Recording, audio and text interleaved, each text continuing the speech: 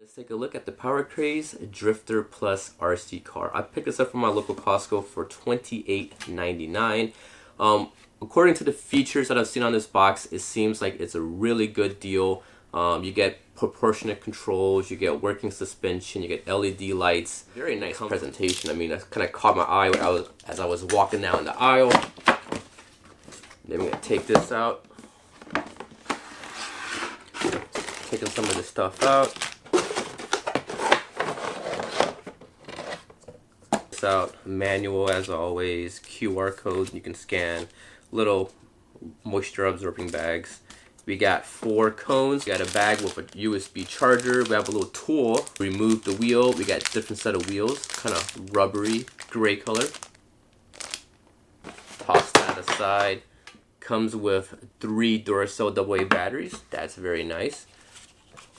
This remote, a very lightweight, toyish feel to it, but it does have a smooth working trigger. The car is outside of the box. Here's the Drifter Plus.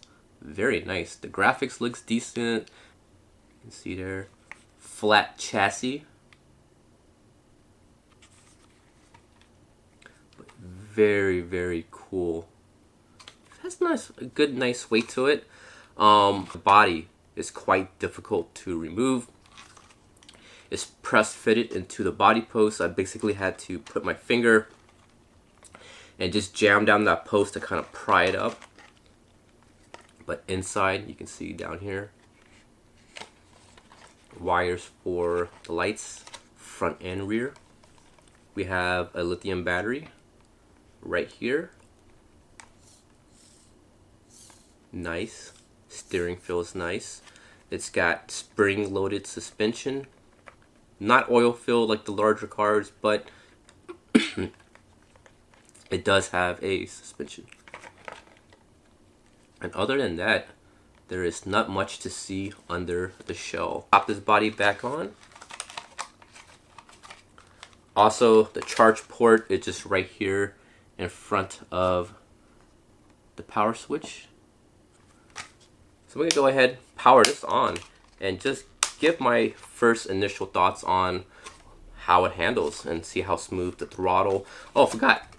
If you look closely at the bottom, look at the rear wheels, the axles as towed in, toe in. So the wheels kind of face in. That's going to provide good stability on this rear end of this car. It looks like it's a little bit too much toe in my opinion, because I have RC car experience from the past before. With the RC buggies and the drift car.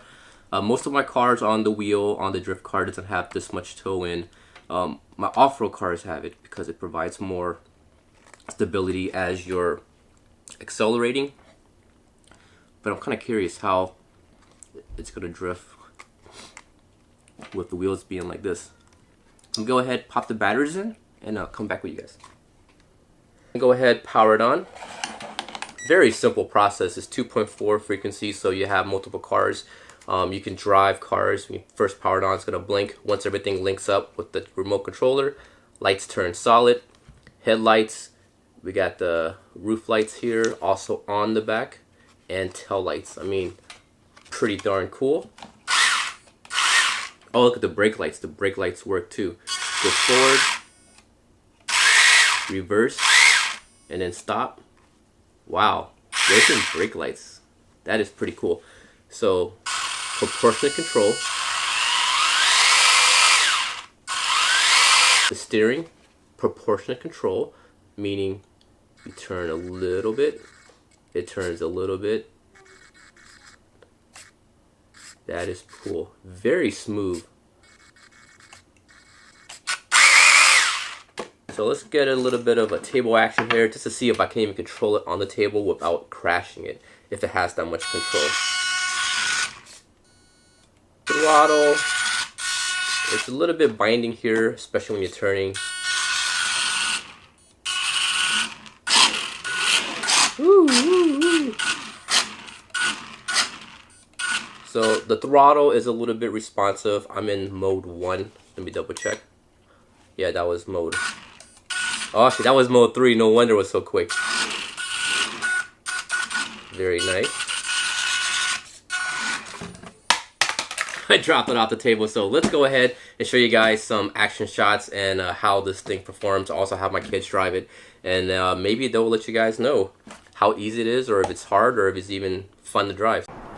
Alright guys, I also noticed one cool thing. The light brightness also changes on the speed. So this is speed mode 1. You can see it's this bright, it's kind of dim. This is mode 2. That's mode 3, which is the high speed. So the higher speed, the brighter the light. So it's very easy to tell what mode you're in, you know, without even having to hear the beeps. So I'm putting mode 1. I'll show you guys how it handles. That's about how fast it goes. Cannot drift in mode 1. Very hard. You can see full steering doesn't really drift in mode 1. But very easy to drive. I can go slow if I want.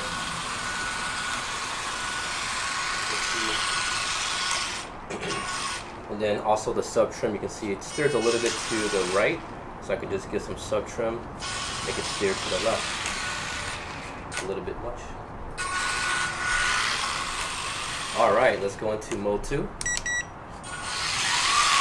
little bit quicker. Not easy to drift like my larger RC cars, but it's very stable on that rear end, which is going to be great for beginners. This car, I would say, it's more of a power drift style car, not a full control drift car. And then my patio area, it's like a very smooth and slick concrete, so it's going to be a little bit easier. If I drive it over here on the outside, it's rougher and very hard to drift because there's just too much traction. So mode 3. Alright. And also too, the battery's not fully charged. This is how the battery came out of the box. Very hard to drift, not feather it like an RC, like a big RC car. It's more of a power drift style car, where it would drift only if you're giving it a good amount of throttle.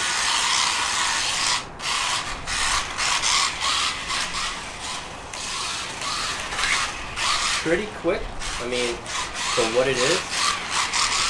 Going over the rough surfaces, the bumps, hitting that, hitting brake, and the bike tire.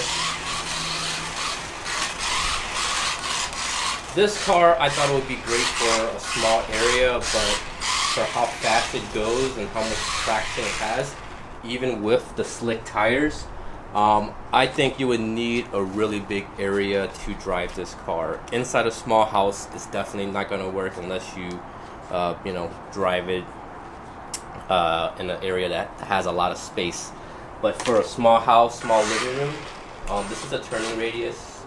So starting from this line, if I'm going full right, it takes about 3 feet to do a turn right there. So you need at least 3 feet of turning space, and that's going slow. If you go faster, it needs more space.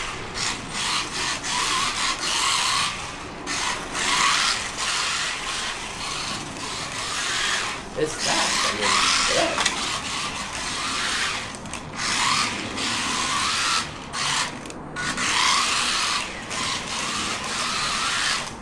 So let's see how this car handles in a kid's hands. So I'm gonna get my kids out and let them drive it and see how it goes.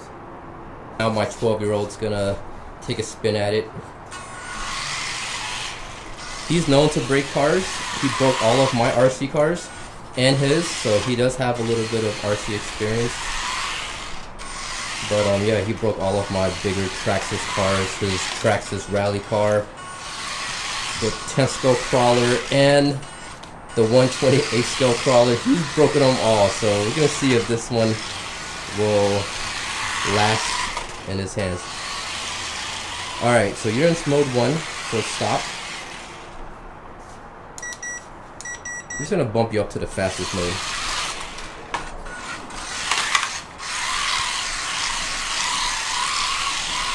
Woo.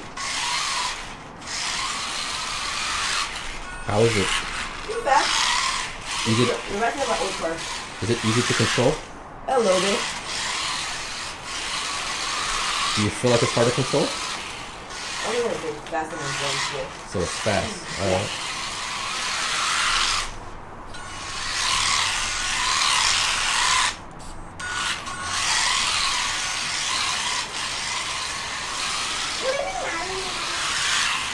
Woo. I'm surprised you haven't crashed yet.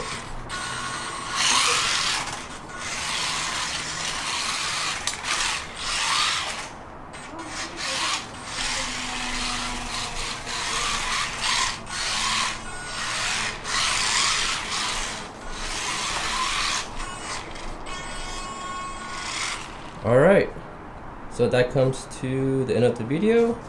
Car overall, it drives pretty good. For 29 bucks, I think it's a pretty good deal. It wasn't too hard to drive. The throttle, when you're going slow speed, is a little bit rough. It cogs a little bit. Again, it's due to the gearing and the transmission on here. But it is all-wheel drive. The toe in on the rear wheel makes it a little bit hard to drift the car. You have to give it a good amount of throttle to get that rear end to slide around, because as soon as you let go of the throttle or the gas on the trigger, the car just pretty much self-stabilizes itself and it just straightens itself, so it doesn't continue that drift.